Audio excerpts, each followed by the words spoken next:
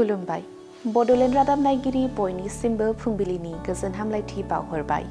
दिनै 10 जानुवारि 2026 इं मायथाइनि सानसेनि फानजामुथियाव थानाय राशिफोरखौ फरायथिनो लाबाय।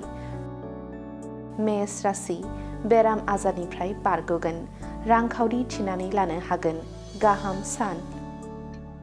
बृष राशि, सोलोंथाइ लानायाव हेंथा नुजाथिनो हागौ, गोसोआ लोरबां मोनगोन, दुखुजों साना बारलांगोन। मिथुन राशि, सुथुरजों सोफै खालामजागोन, खामानियाव हेंथा नुजागोन, साना जोबोद गाज्रि।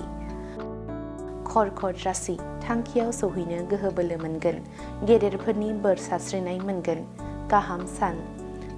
सिंह राशि, गोसो सिंनि खोथा बाथ्राफोरखौ फोरमायनानै लानो हानाय नङा, उसुखुथु मोनगोन, गोजोन गैयै सान।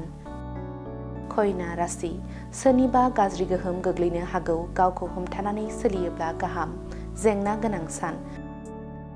तुला राशि, गाज्रि मुं सुजानो हागौ, नंखाय दायनि साजा मोनगोन, सांग्राङै सानखौ बारहोनांगोन।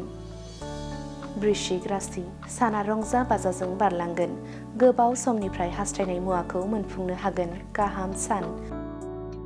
धनु राशि, हाबा जानो गोनां सेंग्रा सिख्लाफोरनि थाखाय गाहाम सान, जुलिनि रादाब मोननो हागौ, नखराव गोजोन फैगोन। मकर राशि, साननाय हनायफोरा फैमाल थांगोन, गोसोआव जोबोद दुखु मोनगोन, जेंना जेंसिजों जुजिनांगोन। कुम्भ राशि, गोबां रां खरसा जागोन, गुबुनाव दाहार लानांनो हागौ, साना गाहाम नङा।